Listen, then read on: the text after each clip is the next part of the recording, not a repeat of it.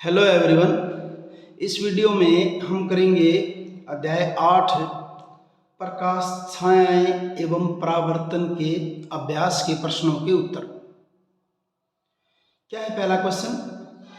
नीचे दिए गए बॉक्सों के अक्षरों को पुनर्व्यवस्थित करके एक ऐसा वाक्य बनाइए जिससे हमें अपारदर्शी वस्तुओं के बारे में जानकारी मिलने में सहायता हो सके।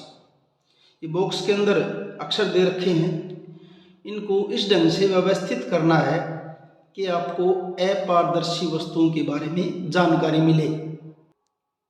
अब यहाँ देखिए, या, छा, ए, पार, द, अलग अलग से इनको कर रखा है।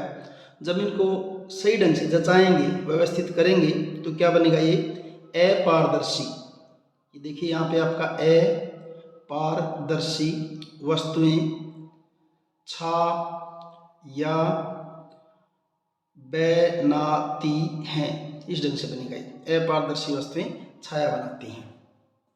अब दूसरा क्वेश्चन क्या देखिए, नीचे दी गई वस्तुओं अथवा पदार्थों को अपारदर्शी, पारदर्शी अथवा पारभासी तथा दीप्त अथवा अदीप्त में वर्गीकृत कीजिए। नीचे कुछ वस्तुएं और पदार्थ दे रखे हैं, आपको उन्हें पारदर्शी, अपारदर्शी, पारभासी, दीप्त और अदीप्त में वर्गीकृत करना है। इसमें कोई एक ही वस्तु दो तरह की हो सकती है, वो पारदर्शी भी हो सकती है, दीप्त भी हो सकती है, अपारदर्शी हो सकती है। जैसे वस्तुएं अलग अलग आपकी वायु, जल, चट्टान का टुकड़ा, एल्यूमिनियम शीट, दर्पण, लकड़ी का तख्ता, पॉलीथीन शीट, सीडी, धुआं, समतल कांच की शीट, कोहरा, लाल तप्त कोयले का टुकड़ा, छाता, प्रकाशमान प्रदीप्त नलिका, दीवार, कार्बन पेपर की शीट, गैस बर्नर की ज्वाला, गत्ते की शीट, प्रकाशमान टॉर्च, सेलोफोन शीट, तार की जाली, मिट्टी के तेल का स्टोव, सूर्य, जुगनू, चंद्रमा, ये वस्तुएं दे रखी सारी। इनमें से पहले देखिए, छठा है मैंने अपारदर्शी वस्तुएं। अपारदर्शी वस्तुएं कौन सी? जिनमें से प्रकाश पार ना हो सके, जिसमें से प्रकाश आर पार ना जा सके, उसको क्या कहते हैं? अपारदर्शी। पारदर्शी, जिनमें से प्रकाश आसानी से गुजर जाए। पारभासी, जिसमें से प्रकाश कुछ मात्रा में गुजरे, वो क्या होंगी? या जिसमें से धुंधला दिखाई दे, ये कहेंगे हम उसको। पारदर्शी बिल्कुल आपको साफ दिखाई देगा और अपारदर्शी से आपको कुछ भी दिखाई नहीं देगा। अगर प्रकाश के रास्ते में अपारदर्शी वस्तु आएगी तो छाया बनेगी। तो अपारदर्शी वस्तुएं क्या क्या? आपकी चट्टान का टुकड़ा, एल्यूमिनियम शीट, दर्पण, लकड़ी का तख्ता, सीडी, छाता, दीवार, कार्बन पेपर की शीट। पारदर्शी वस्तुएं जिनके आर पार देखा जा सकता है, जिनमें से प्रकाश आसानी से गुजर सकता है, वो आपकी वायु, जल, समतल कांच की शीट।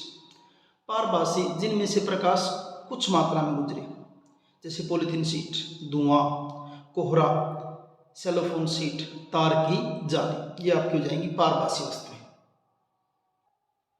फिर आपकी दीप्त वस्तुएं जिनका अपना प्रकाश होता है, जैसे लाल तप्त कोयले का टुकड़ा, प्रकाशमान प्रदीप्त नलिका, गैस बर्नर की ज्वाला, प्रकाशमान टॉर्च, सूर्य, मिट्टी के तेल का स्टोव और जुगनू।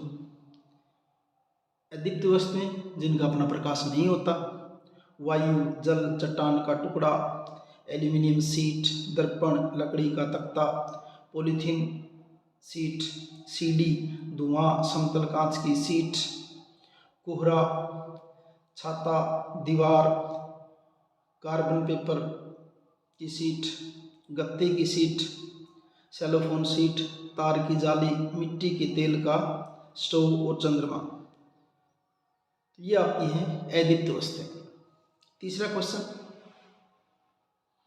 वो आपका, क्या आप ऐसी आकृति के बारे में सोच सकते हैं जो एक ढंग से रखे जाने पर वर्ताकार छाया बनाए तथा दूसरे ढंग से रखे जाने पर आयताकार छाया बनाए? तो बेलनाकार वस्तु, जैसे कि ये मार्कर आपका बेलनाकार वस्तु है, जब इसको ऊपर ऐसे रख देंगे तो नीचे जो इसकी छाया बनेगी क्या बनेगी? वृत्ताकार बनेगी। ऊपर से प्रकाश, यहाँ से अगर प्रकाश डालेंगे तो, और अगर इसके प्रकाश साइड से डालेंगे इधर से, तो इसकी शीट का इसका छाया कैसी बनेगी, आयताकार बनेगी। एक बेलनाकार आकृति दो तरह की छाया बना सकती है। जब शीर्ष पर प्रकाश यानी ऊपर प्रकाश गिरेगा इसके तो एक वर्ताकार छाया बनेगी, और जब वस्तु पर लंबवत प्रकाश पड़ता है तो उसकी छाया आयताकार बनती है। फोर्थ क्वेश्चन, किसी अंधेरे कमरे में यदि आप अपने चेहरे के सामने कोई दर्पण रखें तो क्या आप दर्पण में अपना परावर्तन देखेंगे? नहीं दिखेगा, क्योंकि दर्पण में परावर्तन तो कब दिखता है? प्रकाश की उपस्थिति में दिखता है। नहीं, अंधेरे कमरे में परावर्तन नहीं दिखेगा, क्योंकि दर्पण केवल प्रकाश की उपस्थिति में ही परावर्तन करता है। परावर्तन होता क्या है? प्रकाश की किरण का समतल दर्पण पे टकरा के वापस मुड़ के आना। अब यहाँ प्रकाश की किरण है ही नहीं तो फिर परावर्तन कहाँ से होगा? तो उपस्थिति में ही परावर्तन करता है, अंधेरे में नहीं। और इस ढंग से आपके ये अभ्यास के क्वेश्चन कंप्लीट है।